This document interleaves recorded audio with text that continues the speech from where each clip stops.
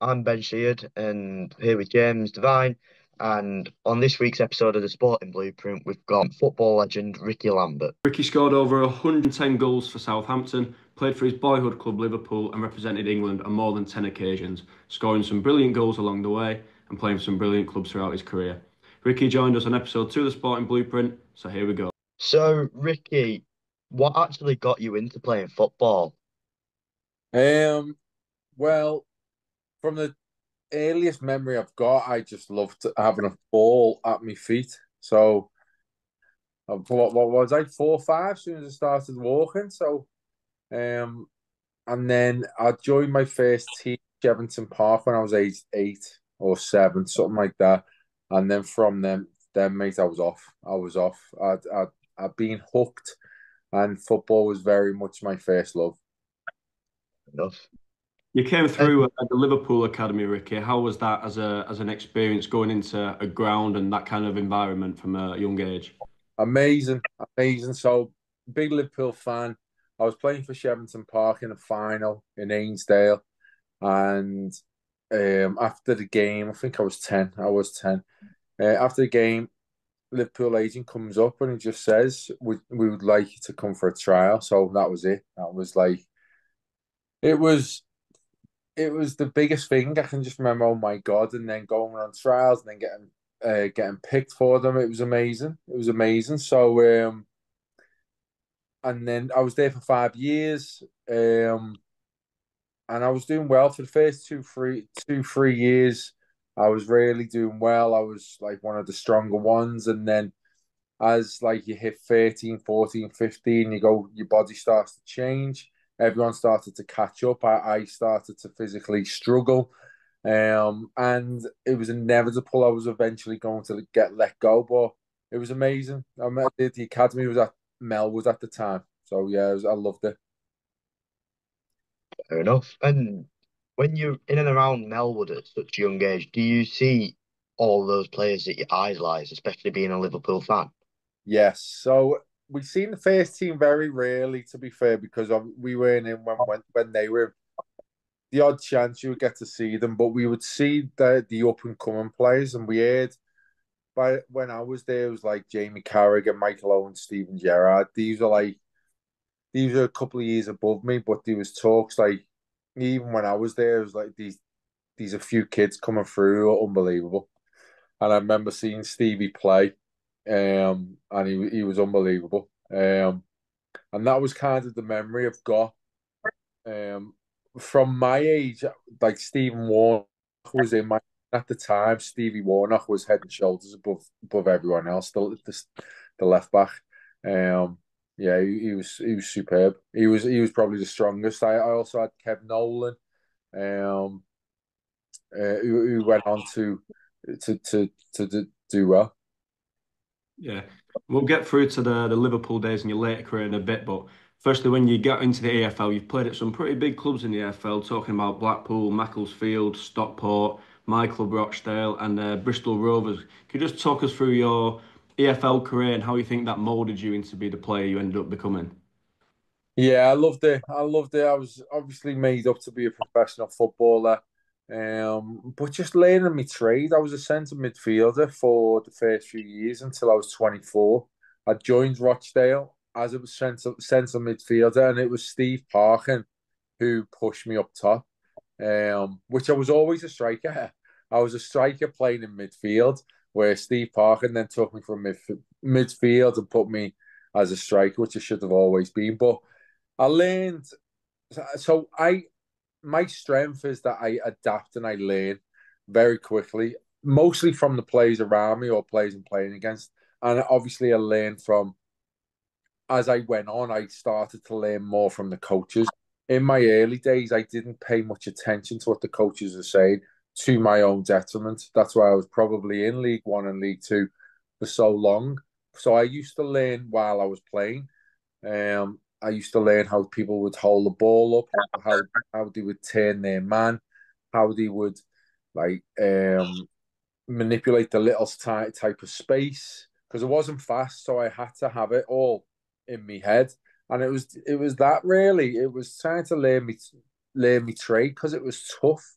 Like coming through at any age is tough, and you're playing against men fighting for their life, and they're gonna smash you. And that's what I did for the first few years. I just got smashed everywhere. But you learn if you stay in there and you've got that desire and heart to stay in, then you learn, and then you become better, you become fitter. So by the time I got to Southampton, I had what 300-400 games under my belt in League Two, in League One. So I was at a different stage. I mean, mentality was at a different stage then. So I was ready to listen to what the coaches said. So that's obviously when my career took off. Yeah. When you joined Southampton, you got branded as the next Letizier, and you joined for a big price tag coming from a League Two club like Bristol Rovers.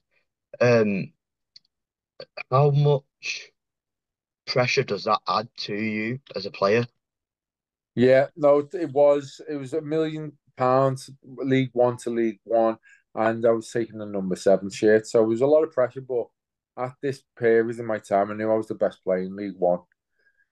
So I knew I was going to do well. I knew I was going to do well. I think there was more pressure taking Matt Letizier's shirt than actually performing. I knew I was going to perform, but I was like, oh God, Matt Letizier's shirt. But um, no, I was in a like I said, I had the experience under my belt, and I knew I was going to smash. I knew I was going to smash it that season. I knew I was going to score 30 odd goals, whether it was for Bristol Rovers or anyone, especially in League One.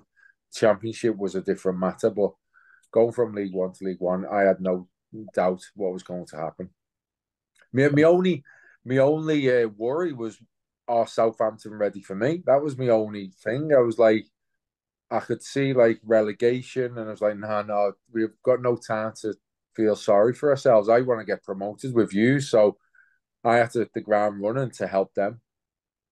Yeah, you said about relegation there, but obviously we know what happened. You went from League One to the Premier League with Southampton. Could you describe that feeling along the journey of taking Southampton up the leagues, and how did that team really click, and how did it suit you? I think it was Pardew who got the players together, Alan Pardew. So he got like a really good core of characters, and then Nicola Cortese, the chairman. We had a very simple vision of Southampton way, and it was implemented onto us that we're going to get to the Premier League in 5 years, and it's up to you if you're going to be a part of it. That was like, to that core of players, it was exactly what they needed to hear. So every day in training, then it was just about getting better and trying to deliver on this promise that we'd all agreed to. So it was it was just getting the best out of that squad. When Nigel Atkins came in, that's what he managed to do. He just managed to get the best out of the squad. And with the players that we had, it was inevitable that we were going to get promoted out to League One. But by the time we got promoted out to League One, we was in such a good place that the um the momentum just carries us forward. And as soon as we got a taste of the championship, and then we were top of the league, we just thought, right, let's have it, and it carried us all the way. But when I look back, it was always going to carry us away because we had Adam Lallana, Morgan Schneiderlin, Jose Fonte, Jason Punchin, Billy Sharp. We had some excellent players, mate. So that helps. Yeah, It does indeed. when you actually do get to the Premier League as well, what is the disparity like between the Premier League and the lower leagues that you'll have played in? Do you feel it straight away, and also how do you feel like you fitted into the Premier League once you got there? Yeah, so obviously each plays better, each plays faster, each play like decision making's always spot on. All that is a given, which everyone knows. But the biggest difference to me was the keepers. The keepers, I mean, the jump in standard from the strikers and the keepers specifically in the Premier League is ridiculous. I was hitting shots in the corner with my power that I was running away celebrating, but the keeper was saving it. And this is what I had to get used to. It was like I couldn't just put my power through the shots no more and just expect it's going to go in. The keepers were now saving them on a regular basis. So it was a little bit more. Um, I had to do a little bit more. And that was the biggest shock is that just the standard of keepers. Really, that was the biggest shock to me. Did that push you on then to work harder to beat the keepers? Yeah, yeah, and also once you play, I played against these defenders once, so you played all the teams once, and I got the better of them. I would say the majority of them. The second time you play against them, they know exactly your game. They played against you now, and it became a lot harder. And that I realized I need to improve again here. Even though I was 30, 31, I need to learn how to make these little details count. And that's what I tried to do. So by the time that I played them again, I was getting the better of them. But they're so clever. They're just so clever. So my advantage over everyone in the football league was my brain. I was a step ahead of everyone. So when I became a Premier League player, everyone's on my wave. So I could no longer get away with the little tricks of the trade that I used to do in the football league. So it was relying on your teammates more. Jay Rodriguez was coming into so it was understanding I've got better players around me and giving them the ball more than just taking the burden on myself. Fair enough. And when you finally get that first goal in the Premier League, how much elation is it? How relief is it for it to come? Yeah, no, I was on the bench on the first game of the season. Man City, they were champions, so I was very frustrated. And then I was just waiting to get on. So I got on and I scored within 2, 3 minutes. I was like a As caged animal. So I was always I just burst out onto the pitch. I knew I was gonna do. Again, I was very much a manifestation person at this stage. So I used to believe in down to the little details of what I was going to do in a game. And very at that period of my career, it was all happening. Everything that I planned or had in my head what was going to happen happened. So yeah, it wasn't a surprise that I'd scored after like shortly coming on. But once you're off the mark in any league, your first goal of the season is always important. But trying to get into the Premier League is even more because obviously you're trying to prove the people wrong and you're trying to make yourself feel at home. So that was massive for me. Yeah. Yeah, I guess you could say the team maybe exceeded expectations where you finished eighth one season. You yourself got, I think, 13 goals, so you broke that double-digit barrier. Could you talk us through your experience in with Southampton in the Premier League? And do you think you did better than you probably should have done, or do you think did you see it coming? Yeah, no, I seen it coming. Probably done as good as I knew I was going to do. I probably didn't do it. Did I do any? No, I probably didn't. Um, because I have done any better.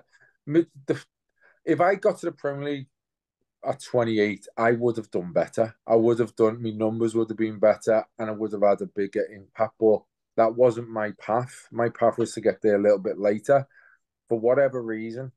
So by the time I was 30, 31, that I'm very like happy with the 2 seasons I had with Southampton. I think I scored 28 and assisted 16, 17. So for the first 2 seasons in the Premier League, I think that's a big impact from someone who's played the majority of their time in the lower leagues. So I think that was I proved to everyone that I was deserving of my chance in the Premier League.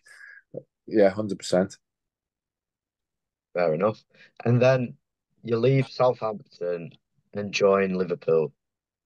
Yeah. Your boyhood club, £4 million. And how Yeah. much does that mean? Yeah, no, it was a dream come true, mate. It was a mad period of my life. So it was going from Championship to the Premier League, and then Premier League to England, and then England going to Liverpool. It was a mad time.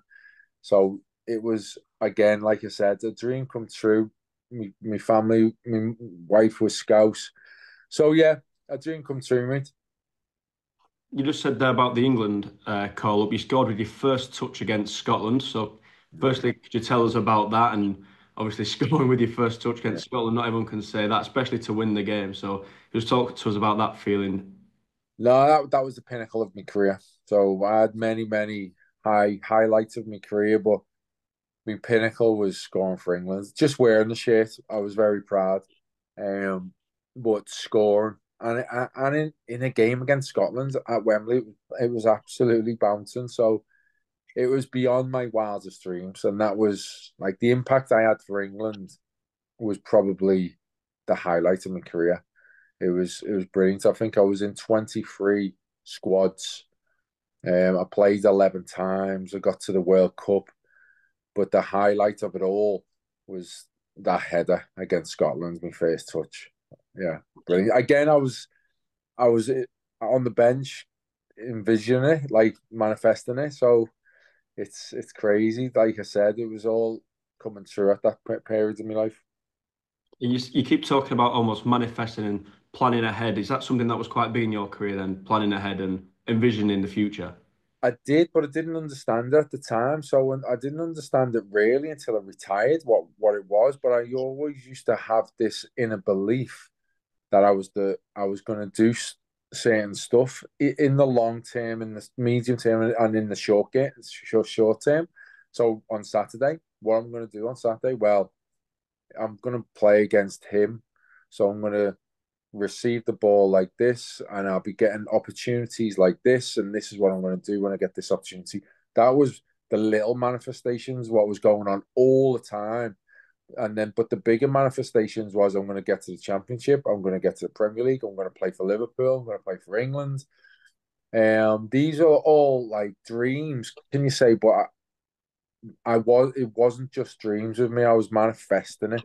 So I used to think that I was already these people. I was already these players before it was happening. I didn't understand what I was doing at the time. But when I look back, that's what I used to do. I used to think I'm in League One, but I'm a Premier League player. And that these a thin line of manifesting and being ego driven. So it's trying to get the balance right and having confidence in yourself, but not being over the top with it. And it's hard to explain, but that's what I was doing. Yeah. Fair enough. So you joined Liverpool and you said you were all over the moon, but your debut was against Southampton. How full circle is that? And ironic, I guess. Yeah, and I called it. Called it. I said that the fixtures were coming out, and I just knew it was going to be Southampton. I knew it, so I was on the bench. Came on. It was a weird because I had the Southampton fans who were giving me a round of applause, and they were upset of losing me, but made up. I was at Liverpool. But it was a weird, and I was always thinking, if I fucking score here, what am I going to do? Because the one club I wouldn't celebrate against was Southampton, but I'm scoring for my boyhood club, Liverpool, who I've always wanted to play for. So I didn't score, um, probably thankfully, but it was a strange day. It was a strange day having my debut and playing against Southampton. Yeah. Fair enough. When you go into that change room at Liverpool, you talked about when you're in the academy seeing some of your heroes like Ben Ast, and you talk about Gerrard, who skipper, leader, legend of the club. What's that? How was his influence in that change room when you get there? And how was it for you to play with him? It was amazing. I first come across Stevie personally when I was at England, and he came up to me because fellow Scouser, to come with me in the warm up. I can just remember being nervous as a 6 year old. Um, and he was pinging the ball into me, testing me touch. So I was shitting myself. And so when I went to Liverpool, I'd already became like pretty close to him, and so he was kind of the reason why I went to Liverpool. I think Brendan Rodgers was asking about me to him, and I think Stevie said, "Yeah, go for him." So yeah, no, it was amazing. It was intense in training with Stevie because he wanted to win everything, everything. to a level that I'd never really seen. And if you wasn't at it, then he would let you know. So it was like you want to impress the gaffer, which is Brendan, but you need to make sure Stevie's happy as well. And it was like I said, I've never come across such a big character in that way that who dictates the mood of a session. And Stevie was very much that type of character. Mm. And speaking of Liverpool and amazing players that you played alongside, you had the company of Philippe Coutinho. How how mental was it playing alongside someone of his caliber?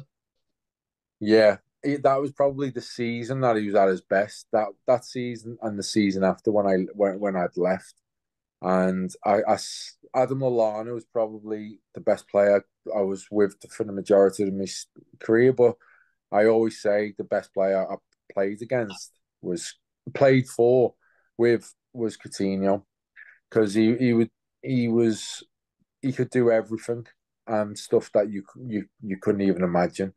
He was unplayable. He was unplayable, and the balls, the shots, the free kicks, the skill. He was just incredible. So it was a pleasure to play with players like that. Coutinho, Stevie G, Sturridge was unbelievable.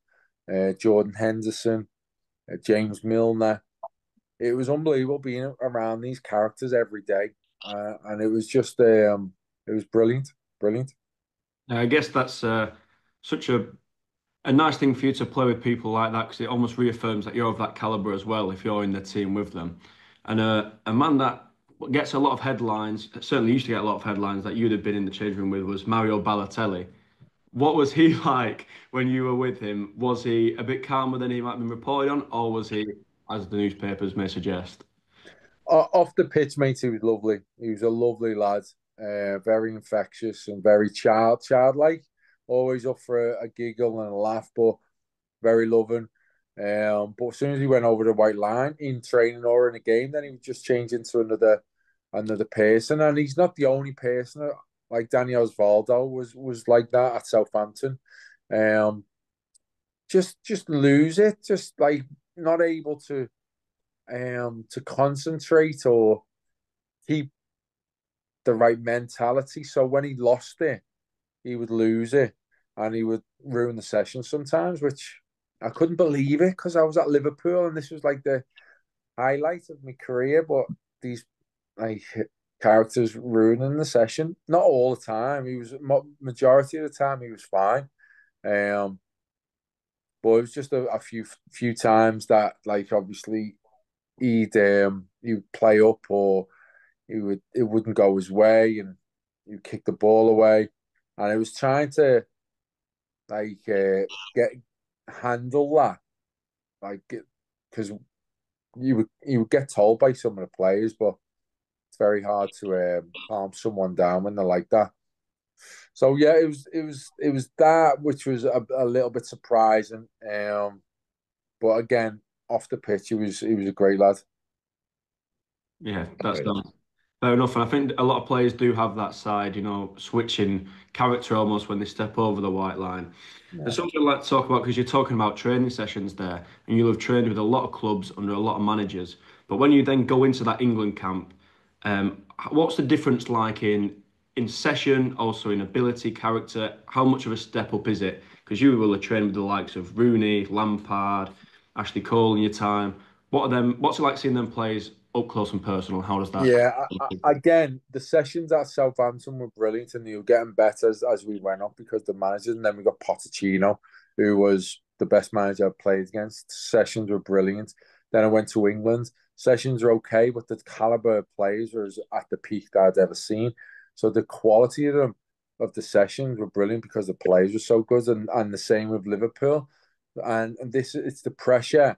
I could normally throughout my career, I used to drink during my career and go in sometimes, but now you have the period that you have to go into like a match type scenario, knowing that you have to be on it.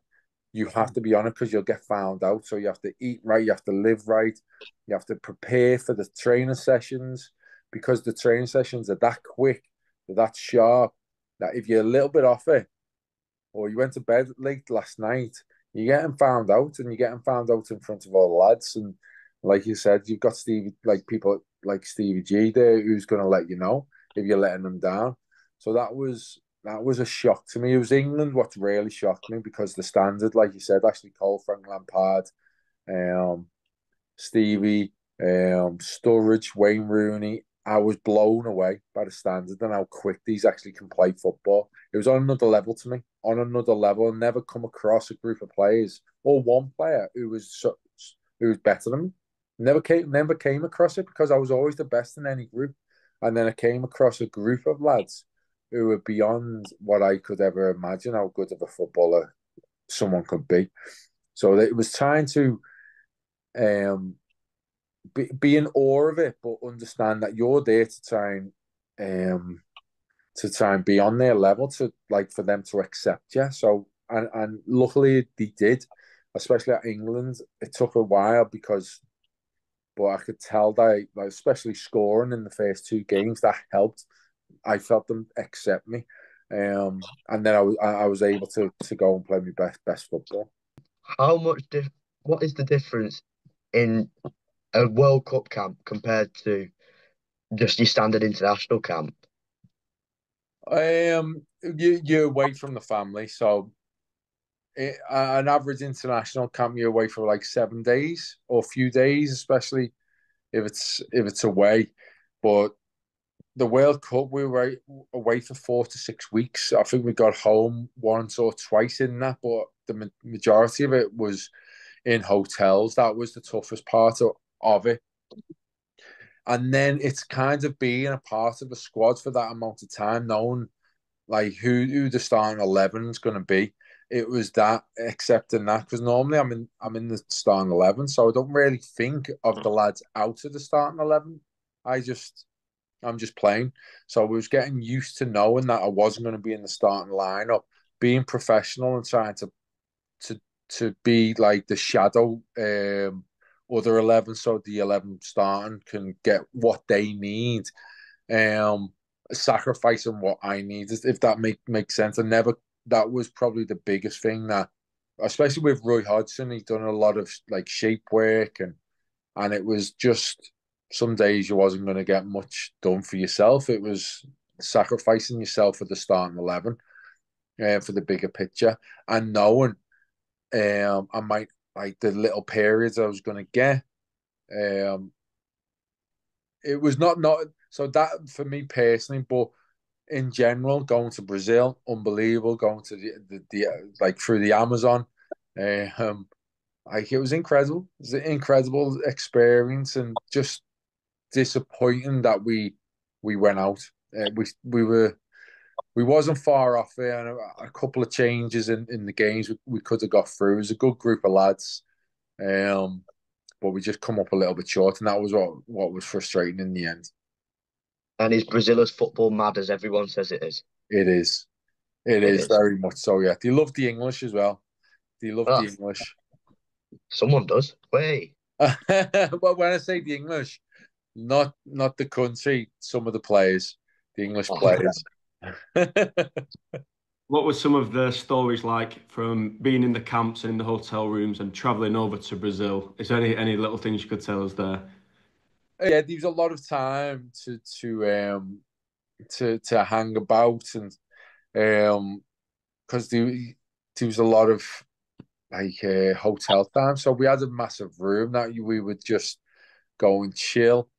Um, but it was Rio de Janeiro, wasn't it? So there was a couple of times we went out, and it was incredible. The beach was incredible, but the publicity was. It's hard to explain, because I went from Southampton. I went through leagues, and then got to Southampton. The publicity went up a little bit. Then I got to England, and it just took off. And then you couldn't move. I think we went out to the beach, and we just got absolutely swamped, and we had to get cascaded back in. We had to get security out to get us past these people, because we literally couldn't get back into the hotel. So that was the only downside of it, and we didn't experience much, to be honest. That was the only thing that I would say that we could have changed, is maybe go somewhere else apart from Rio, because we, as much as we were all buzzing to be there, we didn't get to see anything. Yeah. And obviously, that must be a mental experience. You played in the World Cup, you played for England at Wembley. You've played in international tournaments, the Premier League, but you also featured in Champions League and Europa League games. How proud does that make you feel to say you've played and scored and competed in the best competitions in the world? And obviously, how does it feel to say that you've played from League Two all the way up to the Champions League and the World Cup? Very proud, mate. Very proud. And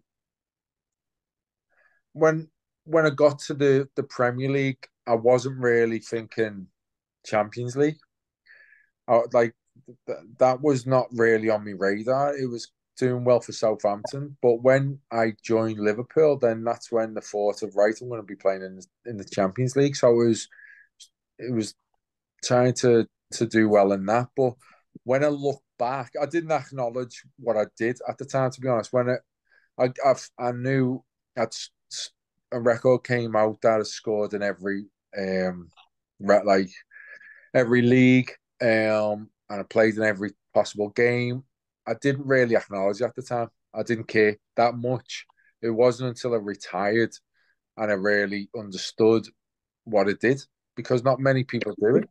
Like Ali, no one's ever done what it did. So very proud of it. Very proud of it. And this is why this is why I'm coaching now, is trying to give what I've done, like what I've experienced, to the younger lads now. That's what I'm trying to do. That's what my second half of my life is going to be about, is trying to coach people, not just technically and football wise, but the strength of your mind is just a little change. What is possible? You can go from I was a journeyman in League Two and League One, not just like had a brief spell and then shot up. I was there for hundreds of games, and then I was still managed to get to the top, the very top. So it's just trying to show people that that's possible for anyone. For anyone, if you have the right belief, and like I said, it's like about manifestation and stuff like that. Understanding your limits and understanding how to break through them limits, and that's what I'm trying to do now. Fair enough. Yeah, fair enough. So you go to West Brom and have a year at the Baggies. Um, how was that time for you? Yeah, it was. Do you know what? I loved the dressing room. It was a great club, and I wish I I could have stayed there. I wish I could have done better. Because I was 33, 34. My legs were gone, especially for a Premier League level. I couldn't do it. I couldn't do it. So, but I loved it. I did love West Brom. I loved the dressing room. But I wasn't playing. I wasn't playing. So I, but the last 6 months of that year, you become, as a player, you become despondent and it's frustrated. And I knew I didn't have long left in my career, so I was already thinking I need to go and play. So when Cardiff came in, I jumped at it because I thought I need to I want to score some goals. I want to enjoy football before I retire. But I did love West Brom, mate. Yeah. Fair enough. I think Cardiff, obviously, curtains come down there. You have a severe injury as well that finishes it off. How much does that affect you mentally? Do you know what? It wasn't me. It wasn't any injuries that finished me off. I had a bad injury there, but I got back. I think what it was with Neil Warnock is because I couldn't. He needed legs up front, and the way he plays very defensive with a strong physical lad up top, and he basically said you can't do it. And I was obviously one of the highest on the wage bill, so he was desperate to get me off the wage bill so he could bring people in. And he was very upfront with it, which I liked, but I was gutted at the same time because I moved all my family there, and it was my last kind of chance of playing football, and it was under Trollope, and then Trollope gets sacked, and Neil Warnock comes in. So it was disappointing the way it ended, but whose career ends the way they want it to end, mate? I was able to hit 35, and I look back now just in fond memories. So yeah, that was it. That was it. Neil Warnock finished me off, mate. Ended my career. Put me out to rest. It was going to be someone, but it was Neil Warnock. Yeah, Yeah. And is Neil Warnock a character like he is? yeah, yeah. I Yeah. did, mate. Even though me and him didn't like get on, or I didn't play much for him, I would have. Me and him would have loved each other if I was 5, 10 years younger. Me and him really would have. I would have done well for him, but like I said, at 35, I couldn't do what he wanted me to do. So that was the frustrating thing, that I couldn't be in that group. Um, but yeah, no, great character. Yeah. Yeah. Fair enough. So we've just drawn onto the close of your career then in this conversation, but something that throughout your career remained pretty consistent was your penalty record. I think a lot of people that have tracked you know how well you were at your penalties. A phenomenal record on the penalty spot. Could you talk us through, did you ever actually practice penalties for one? Because a lot of people said they don't. So how often did you practice penalties? Did you have any certain technique, methods, and did you research the keepers as well? So my main strength above everything was the power of my right foot. That was probably the main. That was the difference above everyone else. So I didn't change. I made that as clear as day. I'm gonna aim for a corner. I'm not gonna try and be clever. I'm gonna pick a corner. I'm gonna hit it as hard as I can. I'm gonna hit it that clean that even if you go the right way, you're not gonna get it. And that was my simple principle of how I was going to go about it. And I remember I didn't get consistent on the pens until I was at Rochdale. And it wasn't until fucking greedy ass Grant Holt pissed off that I was able to grab the pens finally. And then that's when I was kind of in on a regular basis then. And then at Southampton, I used to do like at the end of the session, I used to get Bart Patosky. And I used to take 4 pens, 20 quid. So if he saved one, he won. If I scored four, I won. And that was my little practice, because there's no point practicing pens without no pressure. There's no, in my eyes, it's no point. So I used to put a little bit of pressure on it. And that was the only practice I'd done. But like I said, I had the natural ability from it very early on. It's not something I learned. It is a natural ability to strike the ball. Yeah, you mentioned the word pressure there. So, at the time of filming, tonight will be the last ever derby at Goodison Park. So we're going to talk about that. So you obviously came off the bench a couple of times in them derbies, especially. Obviously, you're a Liverpool fan as well. So, firstly, talk to me about the derby, how much it meant to you playing in, and what it's actually like in the city. And then, secondly, a little prediction for tonight about how you think that could go and if the atmosphere would pay pay. Yeah, so it was the pressure of the fans leading up to it, which I didn't. It was like a little bit uncomfortable. It was don't lose. It was more to do with do not lose. Um, so I think we drew both of them, and it was amazing to play in. Like the atmosphere is like so fierce, so much hatred. And people say it's a friendly derby. It's not. I promise you. When you're playing Everton as a Liverpool player, that is not friendly whatsoever. You yeah, you get it. But I loved it.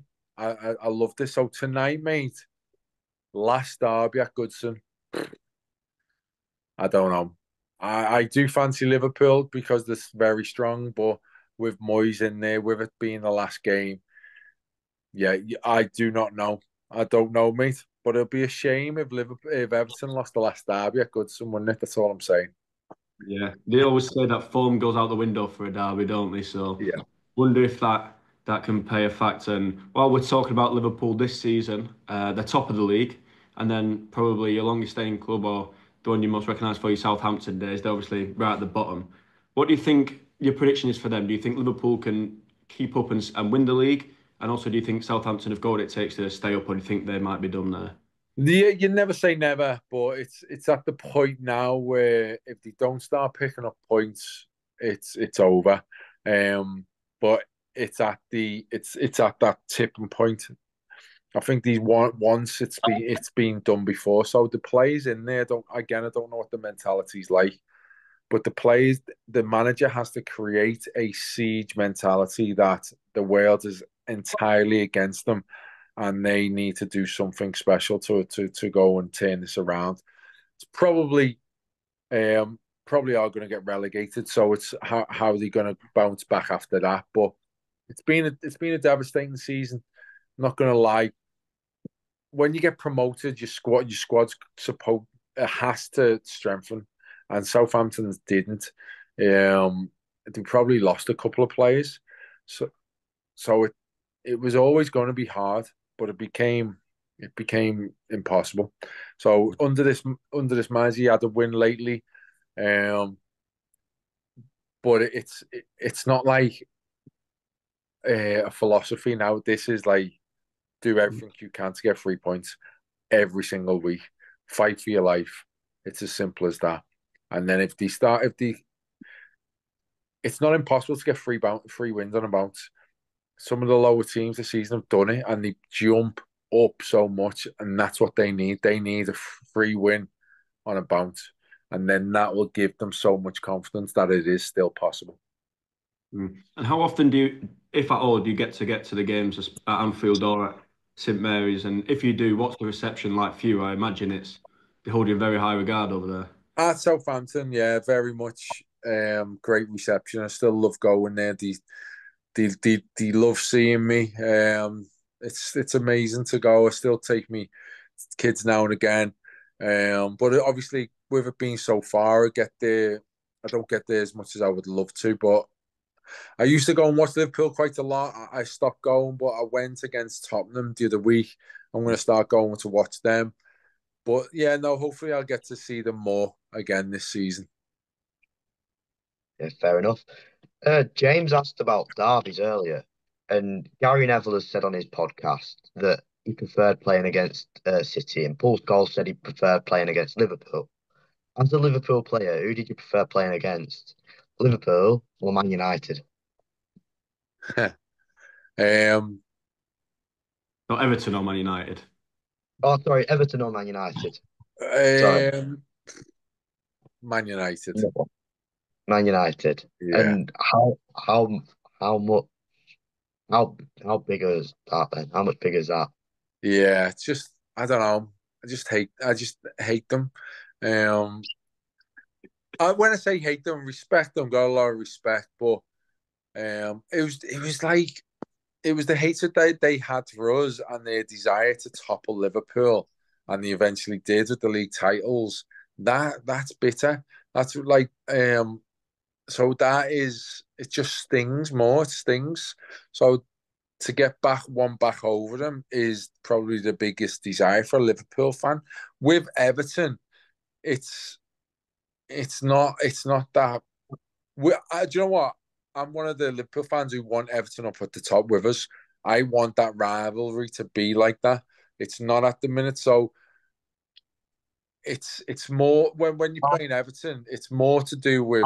I hope we don't get beat by these, and so they can rub it in our faces. Where when it's against Man United, it's like right, we want to do these. That's kind of the difference. So yeah, it meant more to me getting one over United. Fair Fair enough. enough. We're going to head to our almost conclusive part now of the episode. We've got a handful of questions there to round off. So you mentioned Philippe Coutinho was probably the best player you ever played with.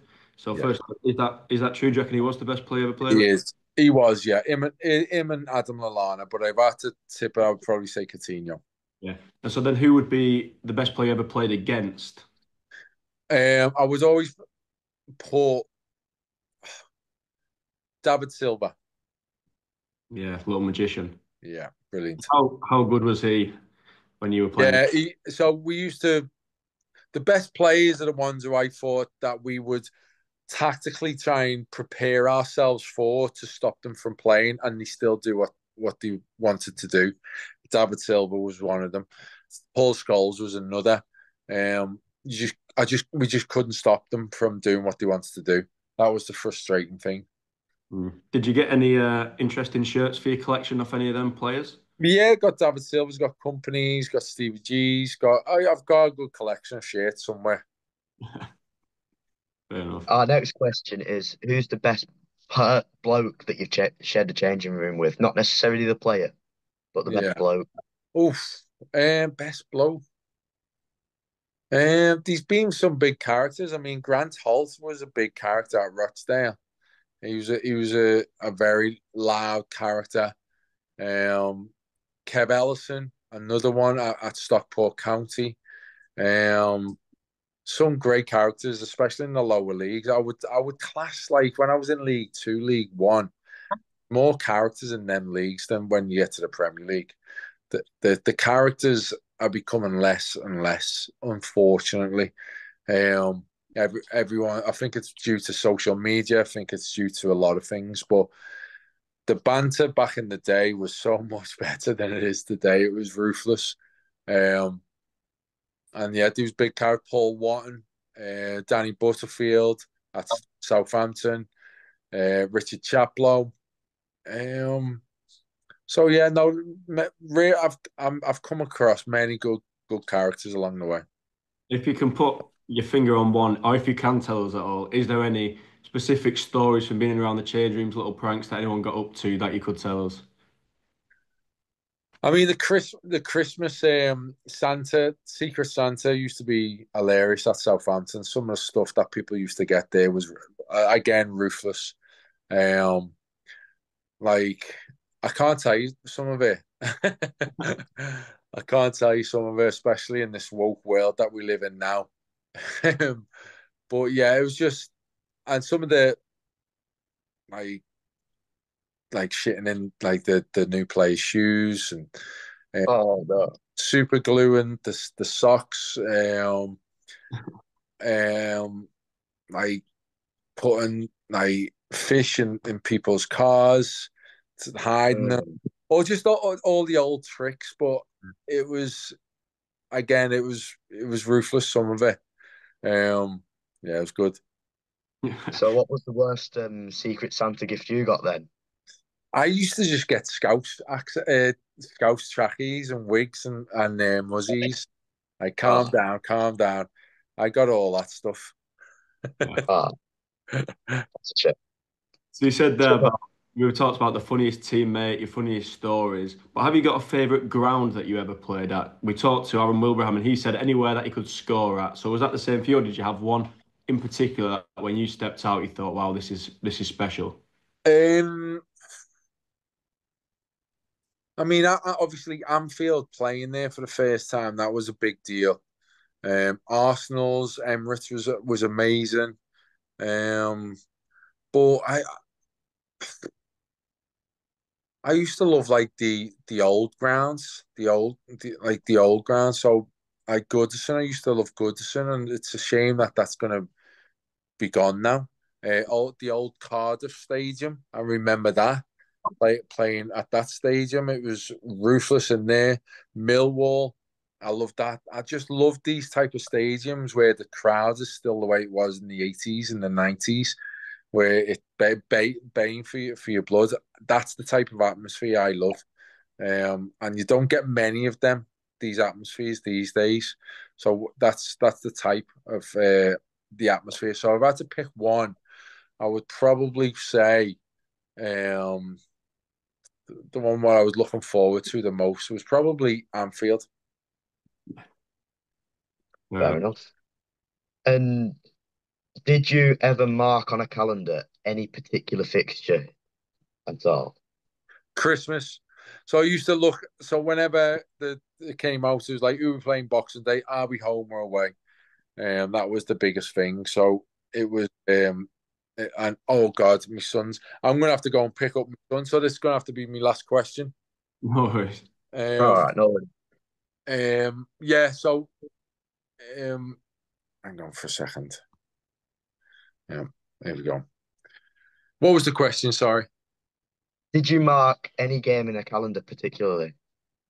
So yeah, it was around Christmas time because that's just when it gets hectic. So that's the first schedule. So, but it was also a derby. So if I was playing for Southampton and we were playing Portsmouth, it would be when are we playing Portsmouth?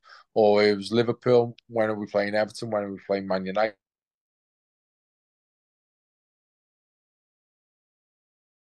Out of time now. You've got fatherly duties to get to. So, firstly, I would like to say thank you very much for your time, Rickie. It's been an absolute pleasure, to talk to somebody, especially with your career, and something like it's a real privilege for us. So, thank you for giving us your time and being a guest on the Sporting Blueprint.